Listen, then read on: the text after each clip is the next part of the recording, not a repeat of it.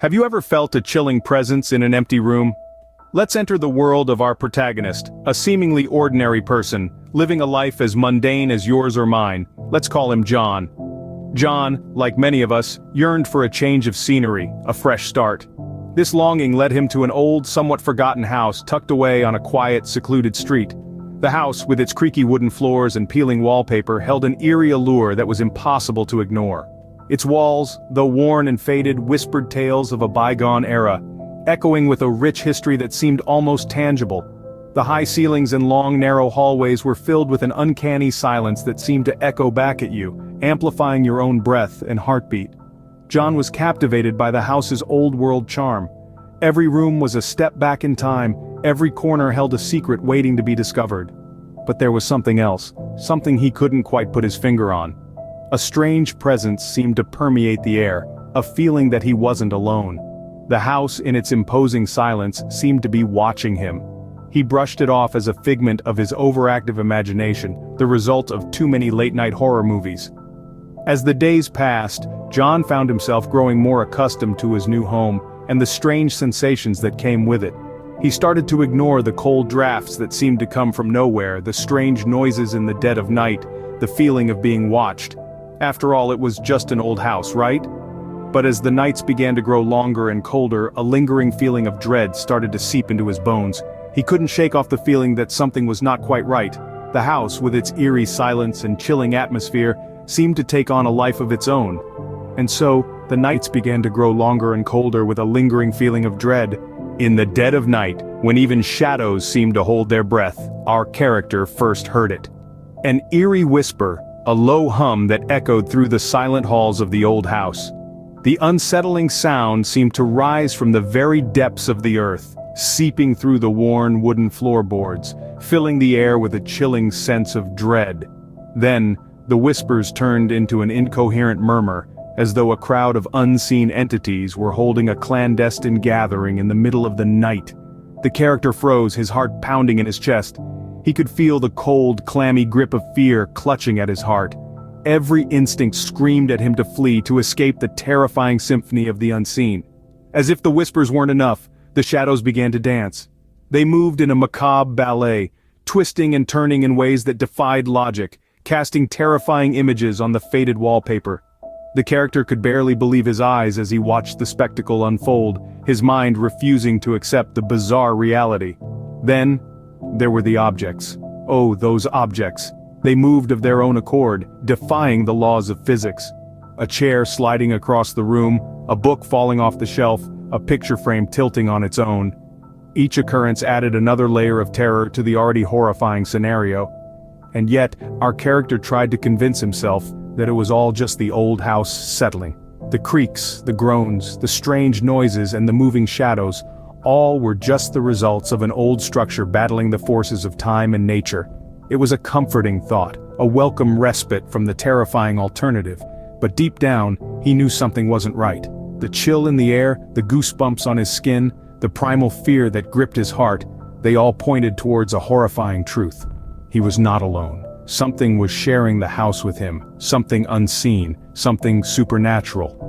Who knew that the mind could play such terrifying tricks, or was it really the mind? The question hung in the air, as tangible as the fear that filled the room. It was a question that would haunt him, a question that would lead to a terrifying journey into the heart of the unknown. As days turned into weeks, curiosity overcame fear.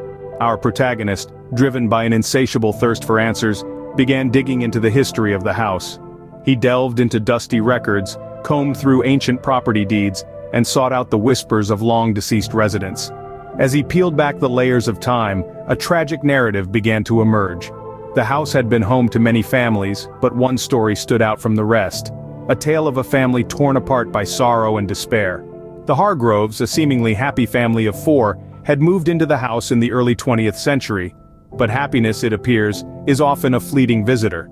The Hargroves were struck by a series of unfortunate events. The father, a respected businessman, lost his fortune in a disastrous investment. The mother, once a vibrant socialite, succumbed to a mysterious illness, and their 2 children, innocent victims of their parents' misfortunes, disappeared one fateful night, never to be seen again. Our protagonist discovered that after the Hargroves, the house had passed through multiple hands, but no one stayed for long. Stories of strange occurrences began to surface, whispers of unexplained noises, objects moving on their own, and chilling drafts that seemed to come from nowhere. The house, it appeared, had a reputation of being haunted. Every new piece of information added fuel to our protagonist's growing suspicion. Was it possible that the strange events he'd been experiencing were not mere coincidences but signs of a haunting? Could the spirits of the Hargroves still linger within the walls of the house, trapped in a perpetual state of unrest? The more he discovered, the more he began to realize that the house was not just a structure of bricks and mortar, it was a vessel, carrying the weight of its tragic past.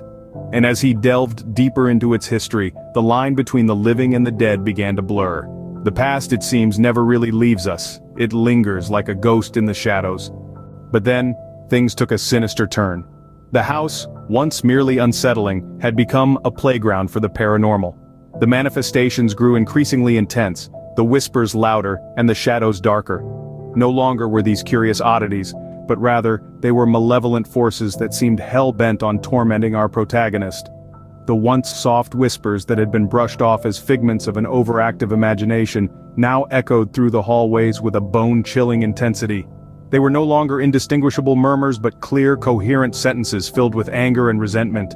They reverberated off the cold walls, a constant reminder of the unseen presence that shared his living space. Shadows no longer confined themselves to corners and crevices but boldly traversed the rooms, defying the laws of light and space. They danced upon the walls and ceilings, their forms twisting and twirling into grotesque shapes that seemed to mock the very essence of humanity. Items began to move on their own, propelled by an unseen force. Books would fling themselves off shelves, doors would slam shut with a force that shook the house to its foundations, and the lights would flicker erratically, casting an eerie glow that only added to the growing dread. Our protagonist was no longer a skeptic but a believer. A victim of his own circumstances. He could feel the icy tendrils of fear creeping into his heart, making it beat faster and louder with each passing moment. Sleep became a luxury he could no longer afford, for every time he closed his eyes, he could feel the unseen presence hovering near him, its cold breath sending shivers down his spine. The thought of leaving the house had crossed his mind more than once. But something kept him there, a morbid curiosity perhaps, or the stubborn refusal to be driven out of his own home by an unseen entity. The once familiar house had transformed into a house of horrors. As the line between reality and the supernatural blurred, fear held him in its icy grip. One night, the boundary between the living and the dead shattered. As the spectral clock struck midnight, our character found himself standing on the precipice of his nightmare, the icy tendrils of fear wrapping around his heart. He was not alone. An ethereal presence was lurking in the shadows, its chilling whispers echoing through the silence of the house. The air grew thick, heavy with the weight of unseen eyes. The ghost, a specter of a life once lived, emerged from the darkness. It was not just a fleeting shadow anymore, it was a terrifying apparition, a manifestation of pure, unadulterated terror. Its ghastly visage, twisted by time and pain, bore into the very soul of our character. Every instinct screamed for him to run, to flee from this nightmarish entity, but he stood his ground, his heart pounding like a war drum in his chest. He could feel the ghost's icy touch, a chilling caress that threatened to drag him into the abyss. It was a dance on the razor's edge of fear, a confrontation with the supernatural that few could fathom. The ghost lunged, a spectral wail tearing through the silence. Our character, propelled by sheer adrenaline, narrowly escaped its grasp. He stumbled, his breath ragged and heavy, but he did not falter. He pushed through the paralyzing fear, his survival instinct guiding him away from the ghost's relentless pursuit. The chase was a blur, a terrifying game of cat and mouse that ended as abruptly as it had begun. Our character found himself alone once more, the ghost vanishing as the spectral clock struck 1. The silence was deafening, a stark contrast to the heart-stopping chase that had just transpired. It was a night that would forever be etched in his memory, a chilling reminder of the thin veil separating us from the unknown. Our character had come face to face with the supernatural and had lived to tell the tale. But the scars of that night would forever serve as a haunting reminder of the mysteries that lurk in the shadows.